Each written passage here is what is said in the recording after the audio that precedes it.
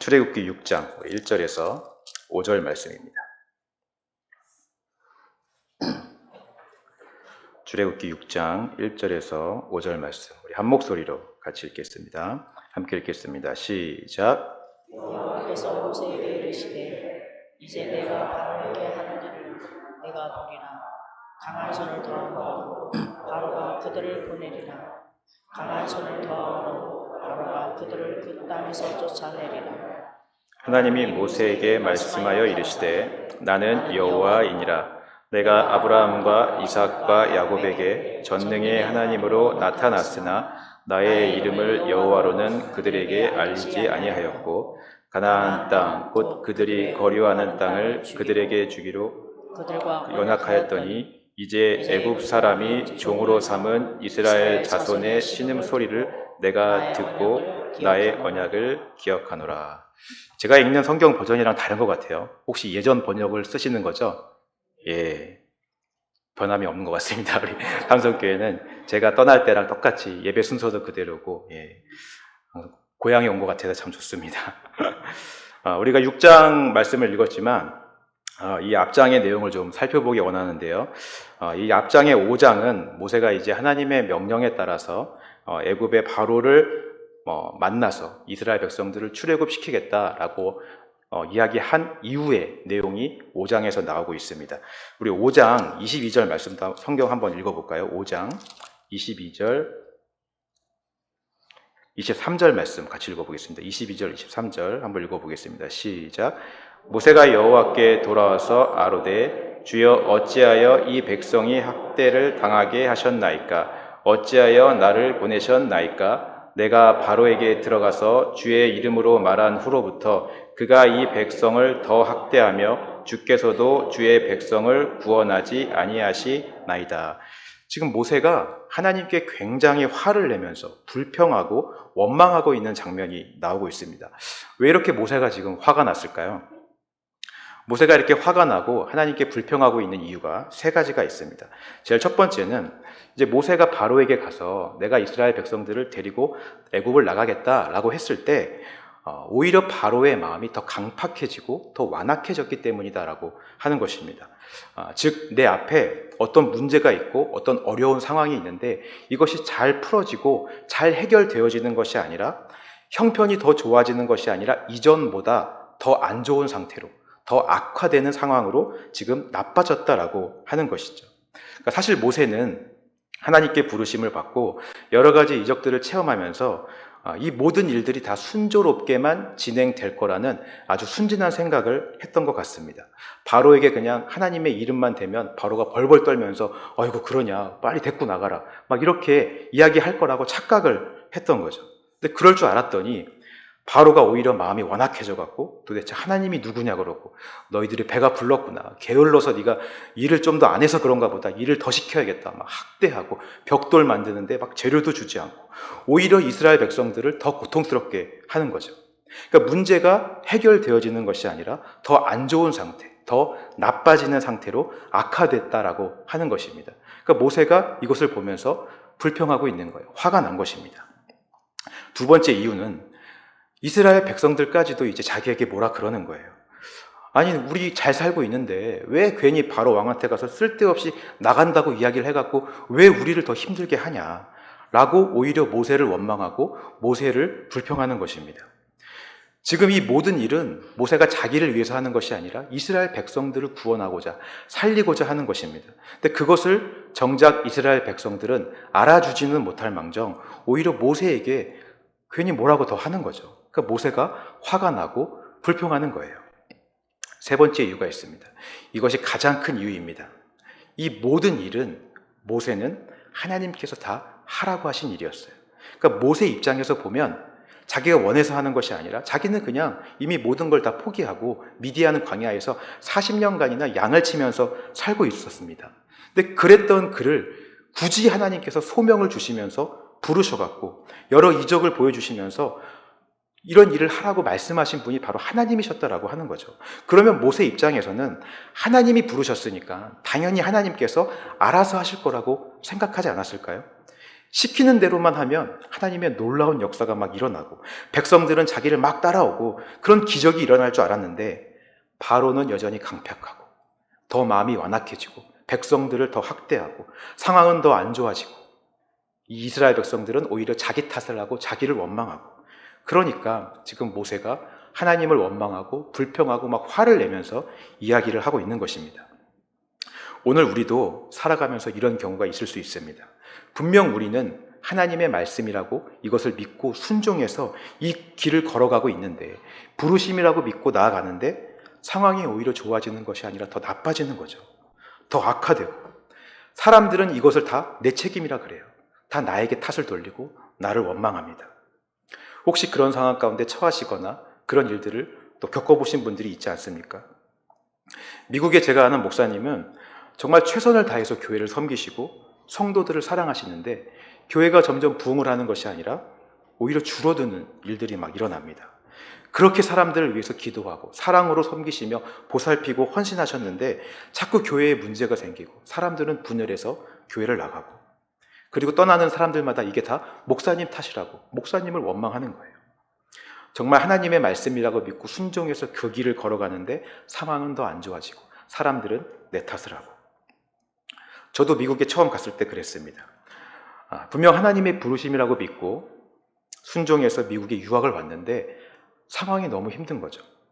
이 상황이 나아질 기미가 없고 점점 더 힘들어지고 점점 더 어려워지는 일들을 경험하게 되었습니다. 어쩔 때는 아기들 기저귀 살 돈이 없어서 기저귀를 안 채워놓으면 애들이 막 돌아다니면서 집안에 자기의 흔적들을 다 남기는 거예요. 그럼 그거를 막 치우면서 지금 하는 말들로 지금 여기 한국에서 많이 쓰는 말로 현타가 오는 거죠. 내가 지금 이거 뭐 하고 있는 거지? 누구도 저의 잘못이라고 원망하진 않았지만 제 스스로 자괴감이 드는 것입니다. 다 이 모든 일이 나 때문인 것 같고 나 하나 때문에 우리 가족들이 다 이 고생을 하는 것 같고 그러면서 스스로를 원망하게 되고 하나님께 불평하게 되고 여러분들도 아마 살아오시면서 이런 경험이 다 한 번쯤은 있으시지 않을까 생각이 됩니다. 직장 문제, 부부 문제, 자녀 문제, 돈 문제, 사람 사이의 문제, 교회 문제 살아가시면서 나는 분명 이것이 하나님의 말씀이라고 믿고 순종해서 그 길을 걸어가는데 상황이 좋아지는 것이 아니라 점점 더 나빠지고 막 악화되는 거죠. 그리고 그 모든 원인이 마치 내 탓인 것 같아요. 사람들은 다 나를 원망해요. 아무런 변화나 역사도 일어나지 않습니다. 오늘 본문 말씀은 그런 상황 가운데 있는 사람들에게 주시는 하나님의 말씀입니다. 하나님께서는 오늘 그런 상황 가운데 있는 저와 여러분들에게 이렇게 말씀하십니다. 우리 6장 2절 3절 말씀 다시 한번 읽어볼까요? 6장 2절 3절 같이 읽겠습니다. 시작.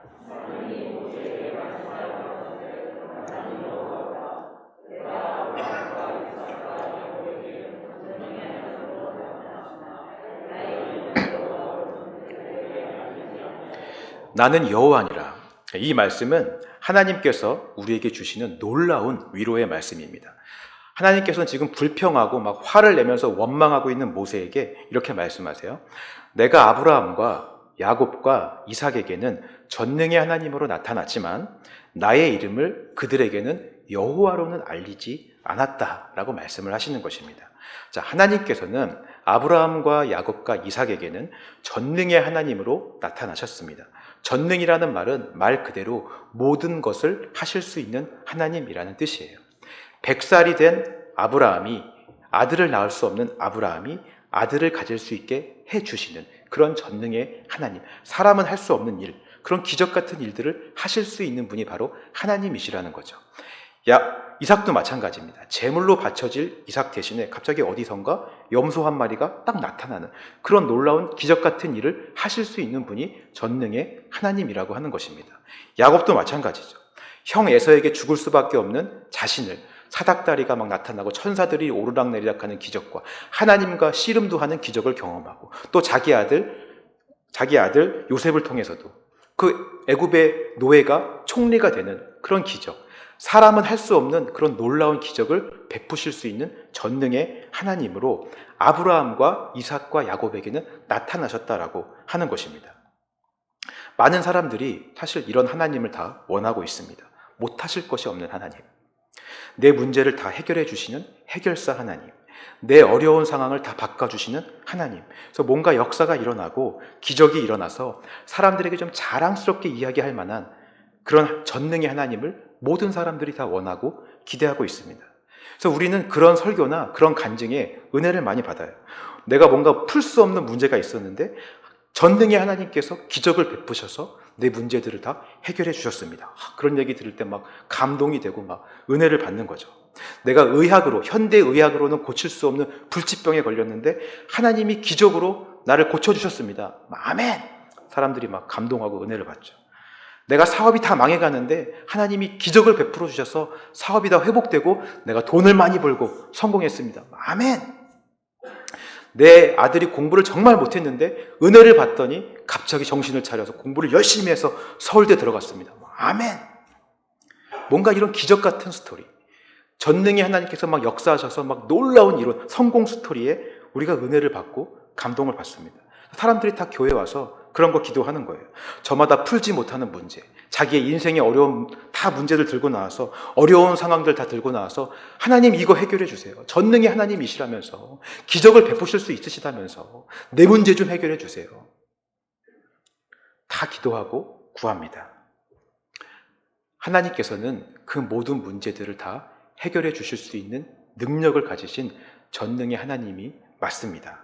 그런데 오늘 본문에서 모세에게 가르쳐주고 싶은 하나님은 그런 전능의 하나님이 아니라 아브라함과 이삭과 야곱에게는 알리지 않았던 여호와 하나님의 이름이다라고 하는 거죠. 여호와 하나님의 이름이라는 이 뜻은 스스로 있는 자라는 뜻입니다. 다시 말하면 하나님 그 자체를 상징하는 단어예요. 하나님의 인격, 하나님의 마음, 하나님 그 전부를 설명하는 단어가 바로 여호와라는 이름인 것입니다. 그러니까 즉 하나님이 행하시는 어떤 일이나 어떤 기적 같은 역사가 아니라 하나님 그 자체를 말씀하시는 것입니다. 하나님께서는 오늘 저와 여러분들이 바로 이 하나님 자체, 그 하나님의 마음, 그 하나님의 인격을 알기를 원하신다라고 하는 것입니다. 다시 말하면 정말 우리가 고통스러운 상황 가운데 있을 때 모세와 같이 상황은 더 악화되어지고 사람들은 자꾸 모세를 원망하고 그런 어려운 환경 속에 있을 때 진짜 우리가 위로를 받는 것은 하나님께서 막 해결사처럼 나타나셔서 우리의 문제를 다 전능의 능력으로 다 해결해 주시고 풀어 주실 때가 아니라 하나님이 어떤 분이신지를 알 때, 하나님의 인격과 하나님의 마음을 알게 될 때 우리가 진짜 위로를 받는다라고 하는 것입니다. 여러분 그렇게 믿으십니까? 자, 그렇다면 하나님께서는 어떻게 자신의 인격을, 하나님 자체가 어떤 분이신지를 우리에게 알려주실까요? 사실 우리 인간은 하나님은커녕 같이 사는 내 옆에 있는 사람의 마음조차도 모르는 경우가 많습니다. 알 수 없는 존재예요. 여러분들은 여러분들 옆에 계신 또 여러분들과 함께 사시는 아내나 남편의 마음을 잘 아시나요? 아마 평생 살아도 모르는 경우가 많습니다. 제가 이제 결혼한 지 이제 횟수로는 13년이고요. 만 12년 차가 되어 가는데 와이프랑 좀 싸우고 나서 와이프가 나 안 삐졌어. 나 괜찮아. 라고 하는 게 진짜 안 삐지고 진짜 괜찮은 게 아니라는 거 아는 데까지 참 오랜 시간이 걸렸어요. 여러분 안 그러실까요? 저희 아이가 4명인데 지금 뱃속에 1명 더 임신해서 지금 5명이 있습니다. 저 하나님의 나라를 몸소 이렇게 넓히고 있습니다. 아이가 많아서 저는 편의상 아이들 번호로 부르고 있습니다. 4번이 태어날 때 일이에요. 3번이 태어날 때는 아까도 말씀드렸듯이 상황이 너무 안 좋아서 와이프 혼자 병원 가서 아기를 낳고 오고 막 그랬어요. 너무 미안하잖아요. 너무 안쓰럽고. 4번이 태어날 때는 제가 어떻게든지 옆에 꼭 있어주고 싶다라는 마음이 들었는데 이번에는 그래도 다행히 제가 병원에 있을 수 있었어요. 그래서 오전에 와이프랑 같이 입원을 하고 유두분만 주사를 맞고 기다리고 있는데 너무 아침부터 일찍 가서 제가 아침도 못 먹고 또 밥을 못 먹은 거예요. 그러니까 저를 아시는 분들은 잘 아시겠지만 제가 뭘 먹지 않으면 굉장히 힘들어합니다. 마음이 굉장히 어려워하고 굉장히 힘들어하는데 그날도 그랬던 거예요. 제가 너무 힘들어하니까 그런 저의 모습을 보고 저희 와이프가 저를 불쌍히 여기사 가서 점심을 먹고 오라고 얘기를 하는 거예요. 근데 그 말을 듣고 저는 너무도 순진하게 그럼 빨리 먹고 올게 막 감사해 하면서 밖에 나가서 막 배 터지게 하딩 10개랑 프라이라이스 콤보를 막 세트로 시켜서 배불리 먹고 왔습니다. 근데 그렇게 먹고 병원에 딱 들어갔는데 뭔가 이상한 기분이 딱 드는 거죠. 뭔가 쎄한 느낌 있잖아요. 뭔가 내가 해서는 절대 안 되는 그런 일을 저지른 것 같은 그런 느낌. 막 들어가니까 제가 나갈 때까지만 해도 괜찮았는데 제가 나가자마자 진통이 막 시작돼갖고 애가 막 나오려고 하는 순간이에요. 막 난리가 나고 있었던 거죠. 배불리 먹고 들어오는 저를 보면서 와이프가 밥이 맛있었냐고 밥이 넘어가냐고 막 한마디를 하는데 내가 또 잘못했구나. 내가 와이프를 아직도 모르는구나. 아무리 배가 고파도 이 백가죽이 등에 달라붙어도 내가 참았어야 되는 건데 와이프 옆에 있었어야 되는 건데 내가 10년을 넘게 살아도 와이프의 마음을 제가 모르는 거죠. 아마 죽을 때까지 저는 제 와이프의 마음을 잘 모를 것입니다. 내가 그 사람이 되지 않는 이상, 내가 그 사람의 인격이 되지 않는 이상 우리는 그 사람을 절대 알 수 없는 거예요. 그런데 와이프는 모르지만 부모님의 마음은 이제 조금 알 수 있을 것 같아요. 제가 부모가 되어보니까. 제가 결혼하기 전에는 부모님에 대해서 잘 몰랐습니다. 그러니까 물론 아버지나 어머니가 하시는 일을 보면서 아버지는 저런 일을 하시는구나. 어머니는 저런 역할이구나. 그 일을 보면서, 행하시는 일을 보면서 아버지, 어머니가 어떤 일을 하시는지는 제가 알았습니다. 근데 결혼을 하고 제가 아기를 4명이나 낳아보니까 아버지가 되어보니까, 아버지의 인격이 되어보니까 아버지, 어머니의 일이 아니라 아버지, 어머니가 무엇인지를 알게 되는 거죠. 아버지, 어머니라는 그 이름이 갖는 의미, 그 마음, 그 인격 자체를 이제 알게 되는 것입니다. 제가 어릴 때 저희 부모님이 밤새서 저를 옆에서 간호해 주셨어요. 그때 부모님이 하는 일은 아이가 아프면 옆에서 간호를 해주는 것이구나. 어릴 때는 그냥 일을 보면서 그렇게 알았죠. 근데 제가 결혼을 해서 제 아이가 아파 보니까, 특별히 저희 1번이 많이 아팠는데요. 이 아이가 아파 보니까 이 아이의 아픔이 제 아픔인 거예요. 제가 대신 아파주고 싶어요. 그 자리를 떠날 수가 없어서 밤새서 지켜보면서 간호하게 되는 거죠. 부모의 인격이 되어보니까 아버지, 어머니의 일이 아니라 아버지, 어머니가 무엇인지를 이제 그 마음을 알게 되는 것입니다. 오늘 하나님께서는 그러한 하나님의 마음을 우리에게 계시해 주고 싶으신 거예요. 하나님께서 하시는 기적 같은 일과 능력을 통해서 하나님이 어떤 분인지를 우리가 아는 것이 아니라 하나님 그 자체, 하나님의 인격 자체, 하나님의 그 마음을 우리에게 알게 하시고 싶은 것입니다. 그런데 큰 문제가 있어요. 좀 전에도 말씀드렸지만 그 인격을 알려면 우리가 그 인격이 되어 봐야 돼요. 부모를 알려면 부모가 되어 봐야 됩니다. 우리는 옆에 사는 아내나 남편이 될 수 없으니 평생 아내나 남편의 마음을 모르고 문제가 나고 싸우게 되는 거잖아요. 인간인 우리가, 옆에 사는 아내나 남편의 마음도 모르는 우리가 어떻게 하나님이 되어서 하나님의 인격을 알고 하나님의 마음을 알 수 있겠어요? 아무리 노력하고 아무리 애를 써도 우리는 하나님의 마음을 알 수도 없고 하나님처럼 될 수도 없습니다.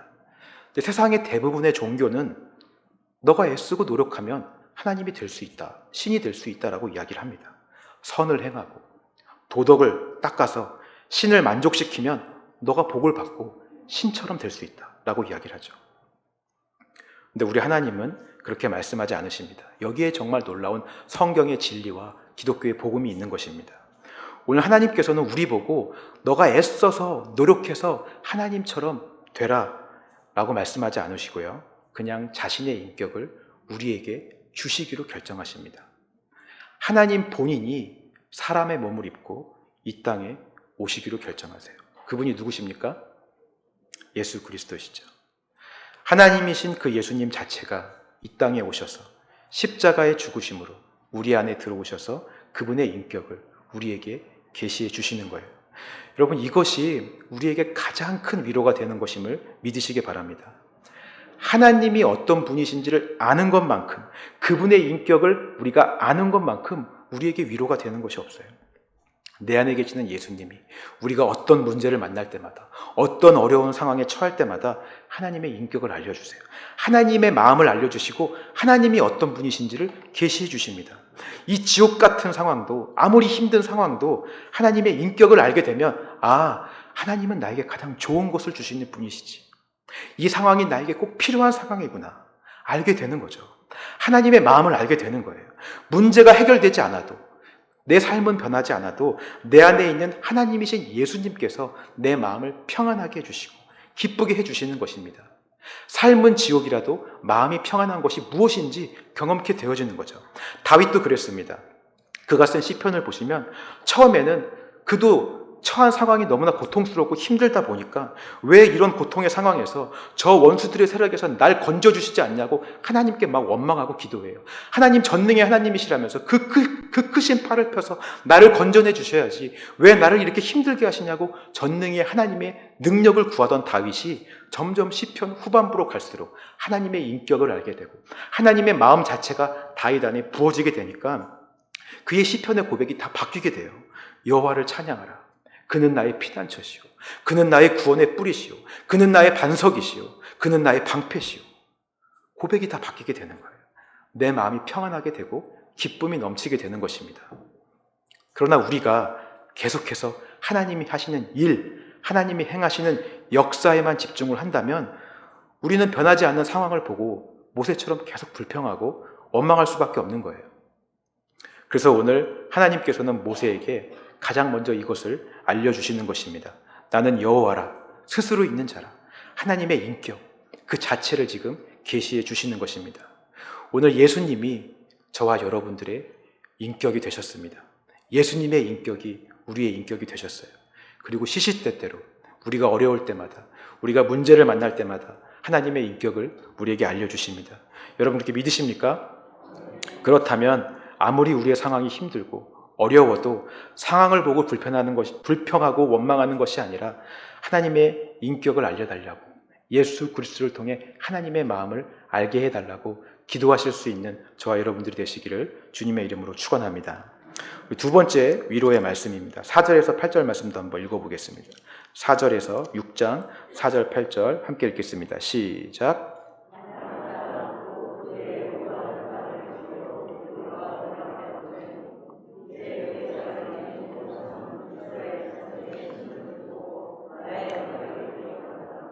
그러므로 이스라엘 자손에게 말하기를 나는 여호와라. 내가 애굽 사람의 무거운 짐 밑에서 너희를 빼내며 그들의 노역에서 너희를 건지며 편 팔과 여러 큰 심판들로서 너희를 속량하여 너희를 내 백성으로 삼고 나는 너희의 하나님이 되리니 나는 애굽 사람의 무거운 짐 밑에서 너희를 빼낸 너희의 하나님 여호와인 줄 너희가 알지라. 내가 아브라함과 이삭과 야곱에게 주기로 맹세한 땅으로 너희를 인도하고 그 땅을 너희에게 주어 기업을 삼게 하리라. 나는 여호와라 하셨다 하라. 스스로 있는 자라고 하는 이 여호와라는 이름이 갖는 두 번째 뜻이 있습니다. 그 두 번째 뜻이 뭐냐면 약속을 지키시는 하나님이라는 뜻입니다. 하나님께서는 아브라함 때부터 이삭과 야곱에 이르기까지 저 약속의 땅, 가나안 땅을 주시겠다라는 약속을 하셨습니다. 그러나 아브라함과 이삭과 야곱은 그 약속이 이루어지는 것을 보지는 못하고 다 죽었습니다. 물론 믿음으로 그 약속을 평생 붙들고 살았지만 그 약속이 그들의 생애에, 그들의 삶 가운데서 실제가 되는 것을 경험하지는 못하고 죽었다라고 하는 거죠. 근데 지금 모세에게 하나님은 뭐라고 말씀하시냐면 그들에게 했던 그 약속이 너한테는 이제 실제가 될 것이다 라고 약속을 해주시는 거예요. 믿음으로 받았던 그 하나님의 약속의 말씀들이 이제는 내 삶에서 실제로 이루어지게 해주겠다라는 것을 지금 하나님이 말씀하시는 것입니다. 여러분 정말 여러분들의 믿음이 저는 실제가 되기를 주님의 이름으로 축원합니다. 신앙생활에 있어서 이것만큼 중요한 것이 없습니다. 오늘 많은 사람들이 하나님의 말씀을 다 듣고 보고 있습니다. 인터넷만 들어가도 좋은 목사님의 설교를 우리가 클릭 한 번만 하면 얼마든지 들을 수 있는 시대에 우리가 살고 있어요. 근데 그렇게 많은 사람들이 그렇게 많은 설교 말씀과 하나님의 말씀을 듣고 은혜를 받아도 항상 변화가 없고 같은 모습인 것은 그 말씀이 그들의 삶 가운데서 실제가 되지 않았기 때문인 것입니다. 약속의 말씀은 받아도 은혜는 받아도 들을 때 아 맞아 그렇지 아멘 막 감동하고 고개는 끄덕이지만 내 삶에 가선 그 약속의 말씀이 영향력을 발휘하지는 않는다라고 하는 거죠. 그러니까 성경의 말씀이 그냥 듣기에 다 좋은 이야기처럼 되는 것입니다. 내가 경험해 본 적은 없고 실제가 된 적은 없지만 그냥 들을 때 참 좋은 이야기, 감동이 되는 이야기에 불과한 것이죠. 그래서 교회를 수십 년을 다녀도 내가 안수 집사고 뭐 장로고 라고 한다 할지라도 직분자라고 한다 할지라도 한 번도 이 약속의 말씀이 실제가 된 적이 없는 분들이 의외로 많습니다. 예수님의 옷자락을 만진 그 여인의 마음을 내가 경험해 본 적이 없어요. 그 여자가 어떤 마음으로 예수님의 옷자락을 만졌는지를 내가 경험해 본 적이 없는 거예요. 삭개오가 나무에 올라갔다 그러는데 어떤 마음으로 그 나무에 올라가서 예수님을 불렀는지 그 마음을 내가 경험해 본 적이 없어요. 베드로가 주여 나는 죄인입니다. 나를 떠나소서 라고 정말 예수님 앞에서 자기의 죄인인 그 자기의 죄를 보고 고백한 그 마음을 경험해 본 적이 없는 거예요. 물론 설교를 들어서 머리로 내용은 다 너무나 잘 알고 있습니다. 목사님들이 얼마나 설교 잘하고 성경 공부 잘 가르칩니까? 내용은 다 알고 있어요. 무슨 내용인지 다 알아. 그러나 실제로 그것이 내 안에서 경험되어진 적은 없는 것입니다. 그러니까 감동되는 이야기일 뿐인 거죠. 이 약속의 말씀들이 내 안에서 실제가 되지 않는다라고 하는 거예요. 그러니까 결국 교회에는 그냥 다 일하러 나오는 거예요. 봉사하고 성가대하고 찬양팀하고 식당 봉사, 청소, 헌금 많이 하고 이런 게 믿음이라고 생각하는 거죠. 이러면 복 받는다라고 생각하는 거예요. 그러니 그렇게 신앙생활을 하다가 자기가 원하는 복을 못 받게 되면, 자기 인생이 자기 원하는 대로 잘 풀리지 않으면, 자기가 좀 불행하다고 느껴지면 모세처럼 이제 불평하게 되는 것입니다. 내가 이렇게 열심히 했는데, 내가 이렇게 봉사했는데 하나님은 전능의 하나님이시라면서 나에게 이런 것도 안 해주시고 기적도 안 베풀어 주시고 나 힘들게 한다고. 이 수많은 좋은 약속의 말씀들이 나는 한 번도 실제로 경험해 본 적이 없으니까 불평하게 되고 원망하게 되는 것입니다. 그러나 오늘 하나님께서는 모세에게 지금 이 약속을 이루어 주겠다라고 말씀해 주시는 것, 놀라운 위로와 축복의 말씀인 것입니다. 하나님께서 약속하신 그 수많은 약속들이, 그 언약들이 너한테는 실제가 되게 해주겠다라고 말씀해 주시는 것. 아브라함과 이삭과 야곱에게 약속했던 그 약속이 너 때에는 이루어질 것이다. 네 눈으로 그것을 보게 해주겠다. 지금 모세를 그렇게 하나님이 위로해 주고 계시는 것입니다. 그리고 실제로 그것이 이루어졌어요. 오늘 우리에게도 마찬가지입니다. 오늘 우리에게는 예수 그리스도를 통해서 이 하나님의 약속의 말씀이 실제가 되는 것을 보여주십니다. 우리 안에 계신, 아까 들어오신, 인격으로 들어오신 그 예수님의 인격이, 하나님의 약속이, 이 수많은 성경의 말씀들이 우리 안에서 실제가 되도록 가능케 해주십니다. 정말 우리가 구원받았다면 이미 우리는 그것을 다 경험한 거예요. 여러분 다 구원 받으셨습니까? 2000년 전에 일어난 그 십자가 사건을 우리가 믿음으로 받을 때 이미 우리 안에서 그 사건은 우리가 경험한 적이 없지만 지금 우리가 그것을 믿음으로 받을 때 우리 안에서 실제가 되었습니다. 우리 안에 예수님이 계시다면 그 십자가 사건은 우리 안에서 실제가 된 거예요. 이제 그 예수님이 우리 안에서 고통의 상황에서, 어려운 상황에서 하나님의 약속을 기억하게 하시고 하나님의 말씀을 계속해서 기억나게 해주십니다. 그리고 그 약속들이, 그 말씀들이 우리 삶 가운데 실제가 되게 해주시는 거예요. 성경의 모든 약속들이 이루어지게 해주십니다. 원수를 사랑한다라는 것이 무엇인지 알게 되어져요. 원수를 사랑해야지 이를 악물고 애쓰고 노력하는 것이 아니라, 안 되는데 되게 하려고 애쓰는 것이 아니라 사랑하게 되어져요. 내가 죽어야지, 내가 겸손해야지, 내가 내려놓아야지, 안 되는 것을 억지로 하려고 애쓰는 것이 아니라 겸손하게 되어지고 내려놓게 되어지고 죽어지게 되어지는 거예요. 이웃을 사랑해야지 하는 것이 아니라 사랑하게 되어져요. 남편을 사랑해야지, 아내를 용서해야지 하는 것이 아니라 남편을 사랑하게 되어지고 용서하게 되어지는 것입니다. 이것을 경험해 보신 분들은 제가 무슨 말을 하는지 아마 잘 아실 것입니다. 제가 미국에서도 어떤 자매를 만났는데 이 자매가 남편이랑 정말 치열하게 싸워왔대요. 옆집에서 신고를 해갖고 경찰이 올 정도로 매일같이 남편이랑 아주 치열하게 싸웠습니다. 근데 어느 날 이 자매가 복음을 깨닫고 죽을 수밖에 없는 죄인인 자신을 하나님께서 사랑하시고 자기를 위해 십자가에 죽으시고 자신을 귀하고 존귀하게 여기신다는 사실을 깨닫게 되었어요. 은혜를 깨닫고 복음을 깨닫게 되었습니다. 근데 그 은혜를 깨닫고 복음을 깨닫고 남편을 보니까 자기를 그렇게 귀하게 여기시는 하나님이 남편도 그렇게 귀하게 여기신다는 것을 알게 된 거예요. 근데 자기가 뭐라고, 죄인인 자기가 뭐라고 저 남편을 그렇게 미워하고 원망했나 라는 마음이 들더라고요. 남편을 그냥 용서하게 되어지고 있는 그대로, 그 모습 그대로 사랑하게 되어지는 것입니다. 들었던 말씀이 듣고 끝나는 것이 아니라 믿음으로 실제가 되어지는 경험을 하게 되는 거죠. 이 믿음이 실제가 되는 것을 바로 예수 그리스도를 통해서 가능케 해 주시겠다라고 하는 것입니다. 우리 안에서 하나님의 모든 약속을 이루어 주시는 분이 바로 예수 그리스도이심을 여러분 믿으시기 바랍니다. 예수님을 통해 약속의 말씀이 실제가 되는 경험을 하시기 바라요. 이것이 정말 진짜 신앙생활인 것입니다.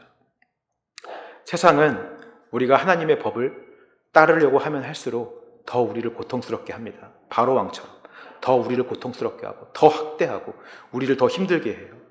그럴 때 많은 사람들이 모세처럼 불평하고 원망하죠.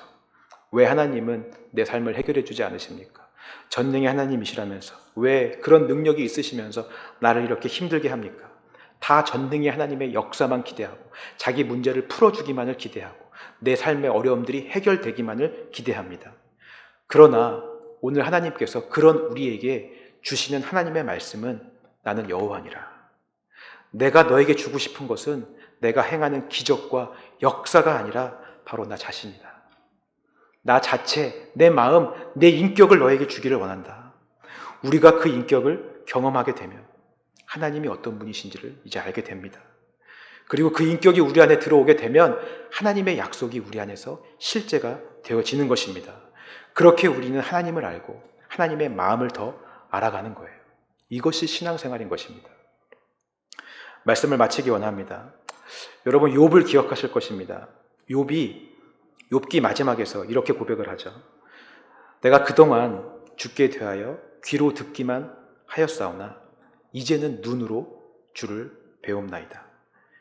그 전까지 욥은 하나님을 전능의 하나님으로 알았어요. 자기에게 복 주시고 좋은 것 주시는 하나님으로만 알았습니다. 건강도 주시고 자녀들도 많이 낳게 하시고 물질의 복도 주시고 잘 살게 하시고 그런 좋은 것 주시는 하나님, 복 주시는 전능의 하나님을 잘 믿고 잘 섬겼어요. 근데 어느 날 갑자기 자녀들은 다 죽고 재산은 다 없어지고 자기는 병에 걸렸어요. 친구들 와이프는 다 자기 욕을 하고 자기 탓을 하고 자기에게 잘못을 돌립니다. 이해할 수가 없어요. 욥이 귀로 들었던 하나님은 항상 복을 주신다던 하나님인데, 나에게 선한 것을 주신다던 하나님인데 왜 나에게 이런 일이 벌어지지? 이런 상황은 들어보지도 못했던 것입니다. 그러나 그 모든 과정 속에서 욥은 점점 자기를 버리게 되고 하나님 마음을 알게 되고 하나님의 인격을 알게 됩니다. 하나님의 마음을 욥 가운데 하나님이 부어주시자 하나님의 인격이 무엇인지, 하나님의 마음이 무엇인지 하나님 자체를 욥이 알게 되는 거예요. 하나님이 자기에게 그동안 해주신 일이 아니라 하나님이 누구인지를 욥이 알게 되는 것이죠. 그 하나님의 인격이 욥 안에 들어오게 되자 그동안 귀로 들었던 하나님이 아니라 마침내 욥은 눈으로 하나님을 보게 되는 것입니다. 재산이 없어도, 자녀가 없어도, 건강이 없어도, 아내가 자기 탓을 하고 친구들이 다 너 잘못이라고 손가락질을 해도 하나님 그 자체를 안 것만으로 만족할 수 있는 그런 사람이 욥이 마지막에 되었습니다. 오늘 이 욥의 마지막 고백이 저와 여러분들의 고백이 되기를 소망합니다. 고통 가운데 계신 분들 계십니까? 더 안 좋은 상황 가운데, 정말 지옥 같은 상황 가운데 계신 분들 계십니까? 그렇다면 오늘 이 하나님의 위로의 말씀을 꼭 기억하시기 바랍니다. 나는 여호와라. 내가 너에게 나의 인격을 주기 원한다. 내 기적, 내 능력, 내 일 자체가 아니라 하나님 그 자체, 예수 그리스도를 너희에게 주기를 원한다. 그 인격이 너희 안에 들어가면 이 약속의 말씀이 실제가 되는 것을 경험하게 될 것이다. 오늘 이 약속의 말씀, 하나님의 위로의 말씀을 기억하시면서 하루하루 이 모든 놀라운 약속의 말씀들을 실제로 경험하시는 저와 여러분들 되시기를 주님의 이름으로 축원합니다. 우리 함께 기도하겠습니다. 사랑의 하나님 감사합니다. 우리에게 귀한 은혜, 귀한 복음 주심을 감사드립니다. 그 복음은 바로 예수 그리스도이십니다.